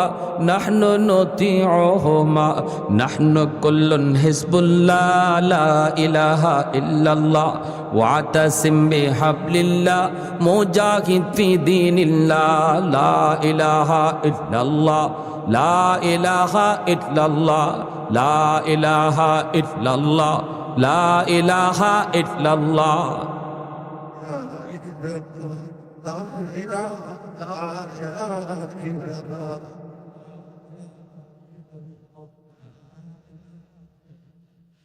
লা ইলাহা ইল্লাল্লাহ মুহাম্মাদুর রাসূলুল্লাহ। জোরে বলি সাল্লাল্লাহু আলাইহি ওয়াসাল্লাম। তাহলে বোঝা গেল কি, নামাজ পইরা আল্লাহর হুকুম মাইনা আল্লাহর উপর ভরসা লইয়া কেউ যদি তার কাজে বের হয়, তার হেফাজতের জিম্মাদার কে হন? আর একটু জোরে, বিপদ আপদ রাস্তাঘাটে আসেনি না নাই? কি ভাই, আসেনি না নাই? আহা, 2 সেকেন্ড আগেও জানা যায় না যে আমার 2 সেকেন্ড পরেই আমার কপালে বহুত বড় বিপদ, ঠিক কিনা? সেখানে তুমি কেমন করে নামাজ পড়ব, ধরব, বয়স হলে বুড়া হয়ে লই, চুলদারি পাকক, তারপরে মসজিদে যাব, হ্যাঁ ধরব, এই কথা বলার সুযোগ আছে? যুবক? কোন সুযোগ? চোখের সামনে কত যুবক কবরে চলে গেল রোড অ্যাক্সিডেন্টে। চোখের সামনে কত যুবক স্ট্রোক করে মারা গেল। খেলার সাথী কবরে শুয়ে আছে, লেখাপড়ার সাথী কবরে শুয়ে আছে, সমবয়সের বন্ধুরা কবরে চলে গেছে। একটু কি তোমার ভয় লাগে না? একটু কি তোমার ভয় লাগে না রে যুবক? এমন তারও মনে আশা ছিল নামাজ পড়ব, ধরব, কিন্তু আর জীবনে পড়া হলো না। তুমি যদি গায়ে শক্তি দেখতে মসজিদে আসো, যে বয়সে তোমার গায়ে শক্তি থাকবে না, তুমি ঘরের মধ্যে নামাজ পড়া লাগবে, মসজিদে আসতে পারবা না। তোমার কোমরে ব্যথা, হাঁটুতে ব্যথা, হাঁটতে পারো না, তুমি বাইর হতে পারো না, লাঠি নিয়েও তুমি চলতে পারো না। ঘরের মধ্যে যখন তুমি নামাজ পড়বা, আল্লাহ পাক রব্বুল আলামিন সূরা 3 মধ্যে আল্লাহ কসম খায়া বলেন, 4টা কসম খায়া আল্লাহ বলেন, ইল্লাল্লাযীনা আমানু ওয়া আমিলুস সালিহাত ফালাহুম আজরুন গায়রু মামনুন। তুমি ঘরে বইসা নামাজ পড়লো বান্দা, তোমার আমল নামায় আমি আল্লাহ মসজিদের জামাতের সওয়াব লিখে দিব। রব্বুল আলামিন ফেরেশতাদেরকে বলবে, ফেরেশতারা আমার বান্দার যৌবনের আমলটা তোমরা যৌবনের ফাইলটা একটু বের করো। যৌবনের ফাইলটা বের করে আল্লাহ বলবে, দেখো যৌবনে তার মসজিদে গিয়ে নামাজ পড়া আমল দেখা যায়। আজকে বৃদ্ধ বয়সে আমি আল্লাহ তার গায়ে শক্তি কাইরা নিছি। যদি আজও সে গায়ে শক্তি থাকতো মসজিদে আসতো। অতএব গায়ে যতদিন শক্তি ছিল মসজিদে রেগুলার আসছে, আজ বৃদ্ধ বয়সে তার আমল নামায় মসজিদের জামাতের সওয়াব লিখে দাও। কোরআন তিলাওয়াত করতো আমার বান্দা, যতদিন তার চোখে পাওয়ার ছিল, আজ আমি আল্লাহ তার চোখের পাওয়ার কেড়ে নিয়েছি, এজন্য কোরআন তেলাওয়াত পারে না। যৌবনে যদি তার ফাইলে রেগুলার কোরআন তেলাওয়াতের আমল থাকে, বৃদ্ধ বয়সে তিলাওয়াত না করলেও আমল নামায় তিলাওয়াতের সওয়াব লিখে দাও। সরকার পেনশন দেয়, ঘরে বসে বেতন দেয়। সরকারি চাকরিজীবীকে যারা সারা জীবন সরকারের ডিউটি পালন করছে, বৃদ্ধ হয়ে গেছে, কয় আর লাগবে না, তোমার উপরে আমি খুশি, ঘরে থাকো, বেতন তোমার ঘরে পৌঁছাবো। আল্লাহ কয়, বান্দা যতদিন গায়ে শক্তি আসিল আমার ডিউটিও যদি ঠিক মতো পালন করো, আমি আল্লাহ সকল সরকারের সরকার, আমি আল্লাহ সকল বাচ্চার বাচ্চা, আমিও বলি আর মসজিদে যাওয়া লাগবে না, ঘরে বসা থাকো, আমি তোমার আমল নামায় এই ইবাদতের পেনশন দান করব। সরকার বেতনের পেনশন দেয় আর আল্লাহ ইবাদতের পেনশন দেয়। কখন? ডিউটি পালন করলে না সারলে। ডিউটি ঠিক মতো পালন করলে সরকার যেমন তারা বেতন দেয়, বেতনের পেনশন দেয়, আল্লাহর গোলামির ডিউটি পালন করলে আল্লাহ পাক ইবাদতের পেনশন দেয়। এজন্যই আল্লাহর গোলাম, খাঁটি গোলাম যারা, এরা বৃদ্ধ বয়সে আল্লাহর কাছে আরো বেশি দামি হয়ে যায়। বৃদ্ধ বয়সে আল্লাহর কাছে অনেক দাম বাড়তে থাকে, আর দুনিয়ার কাছে বুড়া মানুষের দাম কমতে থাকে। দুনিয়ার কাছে, দুনিয়ার মানুষের কাছে, দুনিয়ার এই ক্ষমতার কাছে বৃদ্ধ মানুষের দাম কমে, আর আল্লাহর কাছে বৃদ্ধ মানুষের দাম বাড়ে যদি সে যৌবনে আল্লাহর গোলামি করে। সুবহানাল্লাহ, জোরে কর। এজন্য আল্লাহ পাক হাসরের মাঠে ওই যুবকটারে ডাক দিয়া কইব, বান্দা ওই দিন তুমি যখন মসজিদে পাশ দিয়ে চলে যাইতা আর নামাজে আসতা না, তখন আমি আল্লাহর কুদরতি কলিজায় ব্যথা লাগতো। অতএব এখন আর কান্দাকাটি করে কোনো লাভ নাই। তোমারে বহু বোঝানো হয়েছে, ওলামায়ে কেরাম বুঝাইছে, দাওয়াত ও তাবলীগ ওয়ালারা বুঝাইছে। ইজতেমার তারিখ আসতেছে জানুয়ারি মাসের 13, 14, 15 কোন জানুয়ারির? সবাই 13, 14, 15 এটাই মূল ইজতেমা। ওলামায়ে কেরাম থাকবে, ঠিক কিনা জোরে কোন? আমরা ওলামায়ে কেরামের এই ইজতেমায় সারা দেশ থেকে সমস্ত মানুষ জমা হবে। আমরাও প্রত্যেকে যার যার কাজ করব। এই 3 দিনের জন্য আমরা অফ রাখবো আল্লাহর জন্য, ঠিক কিনা জোরে বলেন? আল্লাহর জন্য এই 3 দিন ইজতেমার মাঠে আমরা যাব। জানি না এই হাজারো লক্ষ মানুষের ভিতর থেকে কে মুস্তাজাবুদ দাওয়া। অবশ্যই মুস্তাজাবুদ দাওয়া, যার হাত আল্লাহর দরবারে কবুল, এমন মানুষ অসংখ্য এই জমাতে হাজির হয়। আমার হাত যদি তার হাত সাথে মিলে যায়, আমার আমিন যদি তার আমিনের সাথে মিলে যায়, হাসরের মাঠে এটাও নাজাতের উসিলা হয়ে যাবে, নাজাতের উসিলা হয়ে যাবে। এত বড় মজমা। এজন্য বলবো যুবক ভাইয়েরা, পাক্কা ইরাদা করে ফেলো, পাক্কা ইরাদা। আমার যত ব্যস্ততা থাকুক, যত কাজ থাকুক, এই 3 দিনের জন্য আমি সমস্ত কাজ থেকে আমি সরে যাব। আল্লাহর জন্য এই 3 দিন আমি ইজতেমার মাঠে কাটাবো ইনশাআল্লাহ। কার কার নিয়ত আছে হাত তুলে আল্লাহকে দেখান। আল্লাহ তুমি প্রতিটা হাতকে কবুল করো, জোরে কোন আমিন, আরো জোরে আমিন। শেষ পর্যন্ত আল্লাহ পাক ওই যুবককে বলবে, এখন আর কান্দাকাটি করে লাভ নাই, যতদিন পর্যন্ত তোমারে প্রতি ওক্তে ওক্তে খানা পৌঁছেছে। ফেরেশতারা পৌঁছানোর আগে অনুমতি নিছে, আমি ততবার খানা পৌঁছাইতে বলছি, আর বলছি সামনের ওক্তে আসবে, কোনোবারে আসলা না। অতএব আর কান্না করে লাভ নাই। যতদিনের নামাজ তোমার কাজা হয়েছে, যতদিন আমার গোলামি থেকে দূরে ছিলে, এতটা বৎসর পর্যন্ত এর নির্ধারিত মেয়াদ জাহান্নামে বুক করার পর তোমাকে ঈমানের খাতিরে জান্নাতে যাওয়া লাগবে। তখন আল্লাহ বলবেন, খুযুহু ফাগুল্লুহু সুম্মাল জাহিমা সাল্লুহু সুম্মা ফি সিলসিলাতিন যারউহা ৭০ যিরাআন ফাসলুকু। আল্লাহ বলবেন, ওকে ধরো, ৭০ গজ জিঞ্জির দিয়া বাঁধো, ৭০ গজ জিঞ্জির দিয়া বাইদা তার জাহান্নামের ভিতরে নিক্ষেপ করো। ওই মানুষটা তখন তার নির্ধারিত মেয়াদ পর্যন্ত জাহান্নামের শাস্তি ভোগ কইরা তারপরে জান্নাতে যাওয়া লাগবে। আর যদি আমি পাক্কা নামাজি হই, আমি যদি আল্লাহর ভয় অন্তরে রেখে চলি, ফজরের নামাজের পর যদি আমার ডিউটি শুরু হয়, তাহলে ফার্স্ট চান্সেই আল্লাহর তৈরি জান্নাতে চলে যাব। কাদের কাদের নিয়ত আছে পাক্কা নামাজি হওয়ার, ফজরের নামাজ সহ প্রতিটা ওয়াক্তের নামাজ জামাতে পড়ার, আল্লাহ তুমি প্রতিটা হাতকে কবুল করো, জোরে বলি আমিন। ওয়া আখির দাওয়ানা আনিল হামদুলিল্লাহি রাব্বিল আলামিন। আল্লাহুম্মা সাল্লি আলা মুহাম্মাদ। মুসল্লি ভারত দোয়া চেয়েছে যারা মাহফিল কমিটি, আর আমাদের একজন মুসল্লি অসুস্থ, আগামী 2 দিন